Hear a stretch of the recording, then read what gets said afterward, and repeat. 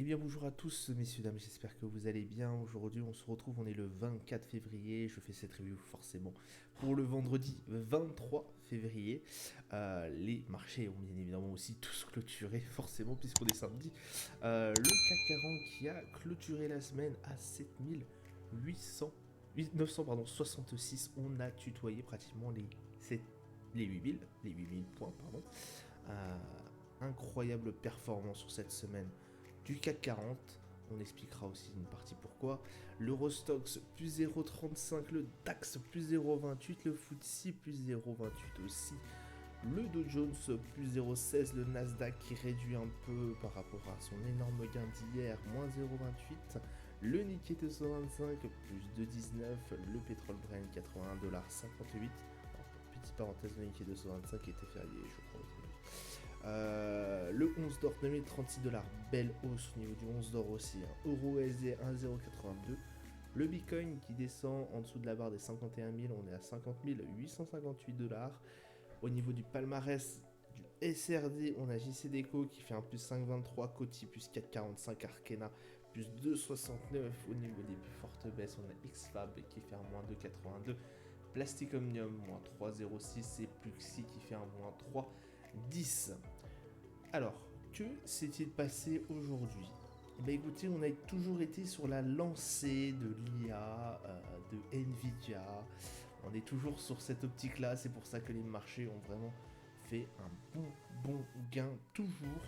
Voilà, on a éclipsé un peu toutes les nouvelles, j'ai envie de vous dire, qui pouvaient être au niveau économique, notamment tout ce qui est au niveau de l'Allemagne. Ça va pas très fort, hein, au niveau de l'Allemagne. Les indicateurs le prouvent, c'est assez compliqué pour eux.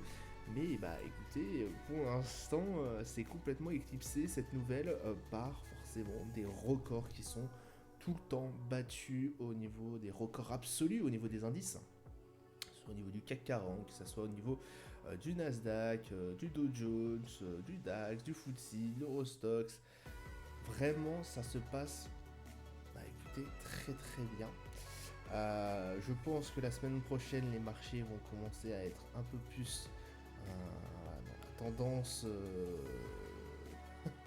des actualités économiques, on va dire, qui vont être beaucoup plus impactantes, parce que je vous rappelle que cette semaine, on avait la minute de la Fed, qui était certes très intéressant, mais qui ont complètement été oubliés par les marchés une fois que Nvidia a sorti ses résultats incroyables et qui ont permis notamment à beaucoup d'indices de remonter et d'être vraiment sur une surperformance.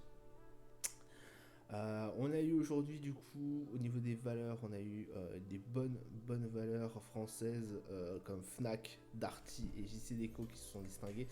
Au niveau de Fnac Darty, je crois qu'il y a Daniel Kretinsky qui a monté un peu son niveau d'importance dans la société. Je crois qu'il est passé à 29% et quelques de détention de la société. Donc bah écoutez, ça se passe quand même plutôt bien de son côté. Il l'avait aussi demandé, alors c'était sur un autre dossier, hein, on était sur un autre dossier, mais bon, il est vraiment partout, ce Daniel Kretinsky.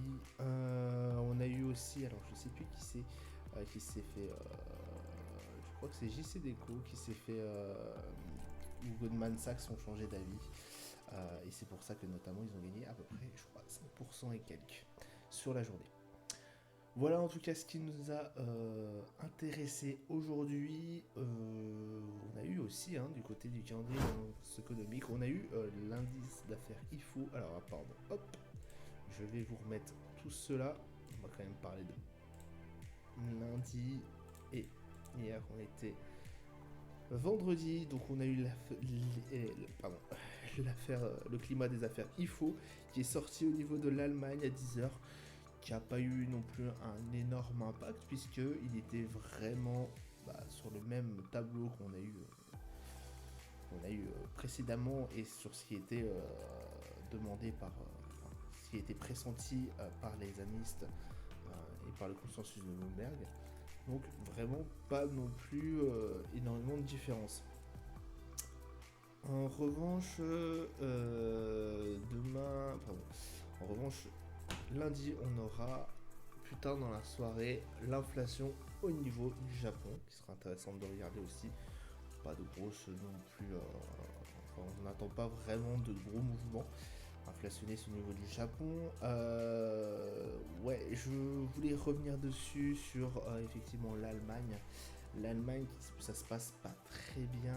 On a des indicateurs qui sont assez négatifs. On est toujours, je vous rappelle, toujours en récession au niveau de l'Allemagne. On a eu aussi, alors ça aurait été bien de le voir, mais je me rappelle plus l'indicateur au niveau de l'Europe, qui a été complètement éclipsé en fait par l'actualité Nvidia. On a eu beaucoup de choses qui sont passées à la trappe à cause de cette grosse actualité et que j'ai l'impression que le marché ne prend plus en compte. Enfin, en tout cas, aujourd'hui, à l'heure actuelle, n'a pas pris en compte. Je me demande si c'était pas l'ISM. Je me rappelle plus quel indicateur. J'ai un trou de mémoire. J'ai plein de trous de mémoire, mais effectivement, nous avons certains indicateurs qui ne sont pas pris en compte, qui sont un peu passés à la trappe et qui sont quand même assez alarmants. Soyez quand même assez prudents à l'heure actuelle sur les marchés européens. Là, on est un peu dans l'euphorie résultat d'NVIDIA. On est un peu, j'allais vous dire, dans l'euphorie totale. On est en train d'essayer de battre des sommets et autres. N'oublions pas que quand même, il y a toujours de l'inflation. D'accord ? N'oublions pas que le dernier résultat de l'inflation n'a pas été du tout bon, que ce soit pour au niveau européen ou que ce soit pour au niveau des États-Unis. Et que les indicateurs, que ce soit au niveau européen ou des États-Unis, qui justement permettent de mesurer, tant soit peu, bien évidemment, l'inflation à l'heure actuelle ne sont pas bons du tout. Donc, on va aller sur les marchés. Quand vous voyez ce genre de run, entre parenthèses, méfiez-vous parce que ça peut très très vite s'inverser. Là, aujourd'hui, le Nasdaq, comme on va pouvoir le voir, a été vraiment dans une mouvance très très haussière hier, parce que forcément, fortement impacté par Nvidia. Là, on a vu que ça a été un peu plus compliqué. On est redescendu un peu quand même. N'oubliez pas que, par exemple, pour le Nasdaq, mais aussi pour les autres indices, le taux d'inflation est vraiment très très important. Parce qu'il julule à peu près toute l'économie d'un pays et d'une nation. Donc, soyez très vigilants. Moi, voilà, j'ai fait un trade sur cette semaine. J'en ai passé un, notamment avec le Nasdaq. Mais je reste très vigilant. C'est là où je commence à m'alerter. Si vous voulez, quand tout le monde passe à l'achat, je me dis, est-ce que ça va continuer comme ça? Ça, c'est vraiment les moments les plus durs. C'est est-ce que ça va continuer comme ça? Ou est-ce que ça va se cracher à un moment donné quand le marché aura compris qu'en fait, on est toujours dans un problème d'inflation, d'un calendrier de la Fed qui était au niveau de mars, qui devait commencer au niveau de mars, c'est-à-dire un desserrement monétaire qui devait commencer au niveau de mars. Ils avaient annoncé ça, je vous le rappelle, fin de l'année dernière, la dernière conférence de la Fed. Ça c'était pas du tout, ça se passera pas du tout comme ça. Alors, là, on parle de juin-juillet pour un desserrement monétaire. Est-ce qu'on y sera encore? Voilà. Et pour la BCE, alors là, je vous raconte pas. Là, on y est loin du tout. On est loin. Et surtout avec l'une des premières économies, la première économie européenne qui est assez mal en point. Hein. On a une désertion au niveau des entreprises allemandes qui partent chercher les millions de Biden. Alors là, je vous laisserai revoir les actus économiques où j'en parle effectivement, où Biden met des milliards pour attirer les entreprises, pour fabriquer au niveau des États-Unis. Il y a une vraie désertion et je vous dis, le Premier ministre allemand a dit que l'économie allait très très mal. Donc écoutez, pour l'instant, je me méfie énormément du DAX. Je me dis que quand même une des plus grosses puissances économiques allemandes est en train de peut-être, enfin une des plus grosses économies européennes, pardon, est en train de peut-être vaciller, hein, forcément avec tout ce qui s'est passé. La guerre, entre d'autres parenthèses, le prix exorbitant en fait que les Allemands payent pour se sortir en gros de tout ce qui est pétrole et puis, mais aussi matières premières qui venaient de la Russie. Hein, ils étaient très dépendants de ça. C'est très compliqué pour les Allemands. C'est très très très compliqué. Donc beaucoup, certains analystes verraient plutôt l'Allemagne devenir des rentiers, entre parenthèses. N'oublions pas qu'ils ont une grosse industrie, mais que l'industrie là est en train de peiner au niveau de l'Allemagne. On voit qu'ils ont du mal. Donc voilà, dans ce contexte-là, je reste assez prudent, que ce soit sur les indices européens ou même américains. Tout de même, on a un CAC 40 qui, comme vous avez pu le voir, là, a fini à 7965. On a pratiquement été chercher les 8000. C'est possible qu'on aille chercher les 8000. Attention, grosse, à mon avis, résistance à ce niveau-là. Voilà, je vous le dis tout de suite, grosse résistance. Je ne comprends toujours pas pourquoi mes magnifiques mes magnifiques tracés s'effacent, mais je crois que c'est parce que je les enregistre pas et que je ferme comme ça brutalement. 75 au niveau du RSI. Très très fort RSI, on est bien en zone de surachat. On reste prudent. Le MACD qui marque toujours une belle et grosse tendance haussière très très forte. On a eu des volumes quand même vendredi. Certes, beaucoup moins que jeudi. Mais hier, on a eu quand même des bons volumes. Pour un vendredi, c'est pas mal du tout. Au niveau du Brent, forte baisse. On avait touché, on a essayé de toucher le même pic qu'on a eu à 84 $ et quelques. Ça s'est pas passé comme il fallait. On est redescendu 81,39 $. C'est possible qu'on redescende encore sur le niveau des 78 $. Voilà, très clairement. Alors je vous remets encore une fois, parce que j'arrête pas de vous la remettre.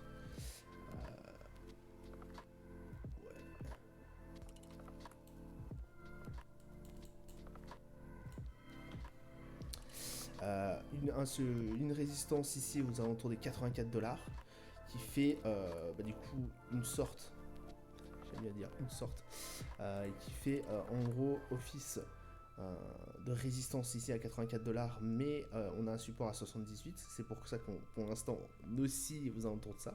On a oscillé pendant un moment aussi au niveau des 78. C'est assez compliqué au niveau du Brent, très très corrélé forcément aux actualités de tout ce qui se passe en mer Noire. Au niveau de la Russie forcément aussi, au niveau de tout ce qui se passe au niveau du Golfe, hein, forcément aussi. Voilà, on est très très proche franchement des actualités et très dépendant de tout ce qui se passe aussi au niveau de l'OPEP. Ça va de soi, ça va de soi. Vous me direz, mais voilà, là pour l'instant c'est une baisse. Est-ce que le dollar, c'est parce qu'on a touché les 84 $? On va peut-être redescendre, retoucher les 78, remonter, on va ranger, ça se trouve pendant un petit moment. 52 au niveau du RSI, donc ça reste assez neutre, j'ai envie de vous dire, comme tendance. Pour l'instant on est vraiment bloqué là-dessus, entre les 81 et les 84, grosso modo. Ça fait un petit moment qu'on bouge là-dessus, pas grand-chose d'autre à dire. Le 11 d'or, 2035 $. On va aller chercher peut-être, pareil, le niveau des 2050. Par contre, vous l'avez mis, ça c'est encore effacé.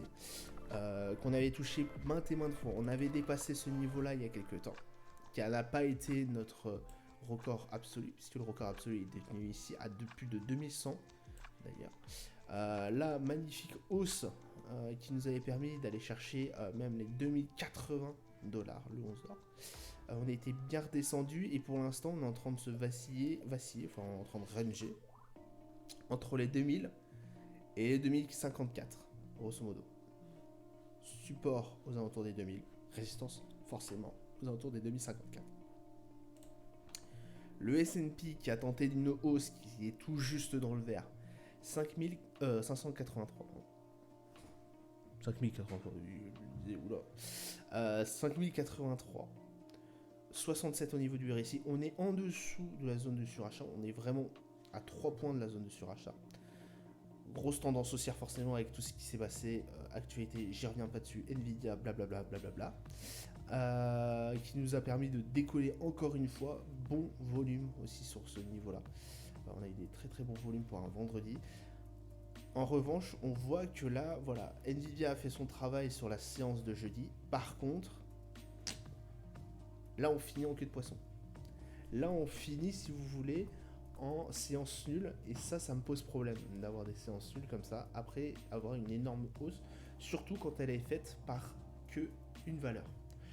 C'est pas solide, c'est pas non plus l'inflation qui décolle, c'est pour l'instant une valeur qui est là et qui s'est mise ici, qui nous a fait bien monter au niveau de la journée, mais en revanche, voilà, sur le long terme, ça va forcément s'épuiser. Et c'est ce qu'on va voir au niveau du Nasdaq, de toute façon. Donc, restez méfiants en tout cas lundi. Probablement on sera en débarra peut-être, alors peut-être, j'aime bien dire peut-être quand même, en journée baissière. En tout cas, la semaine risque d'être un peu plus compliquée. Alors, vous me direz, cette semaine, c'était aussi un peu compliqué, puisque forcément, on avait quelques indicateurs, pas non plus énormément de choses à dire, puisqu'on avait le President's Day, je vous rappelle, lundi, et il s'est rien passé au niveau des indicateurs américains, et que c'est Nvidia vraiment qui nous a sorti un peu de la mise, parce que sinon, je pense qu'on aurait été chercher encore un plus bas. Donc faites attention au niveau du S&P. Le Nasdaq c'est pareil. Très très belle séance haussière hier. Les 17 913 aujourd'hui, donc on est redescendu un peu d'un cap. 60 au niveau du RSI. Voilà, on reste méfiant. MACD certes en tendance haussière, mais on reste méfiant. On a été chercher un plus haut durant la séance d'hier. Là, durant cette séance aussi, mais on reste assez prudent. Pareil au niveau du Dow Jones, malgré le fait qu'effectivement, là, je suis un peu plus serein au niveau du Dow Jones que ce soit sur les deux autres. Et encore, on est vraiment sur une légère hausse au niveau du Dow Jones. On est à 3903, 68 au niveau du RSI, un MACD certes en tendance haussière. On reste quand même assez prudent. Quand même. Voilà, ça sera tout pour moi pour aujourd'hui. Je vous souhaite une excellente journée, une bonne soirée à vous. Je vous dis à plus tard. Ciao, ciao.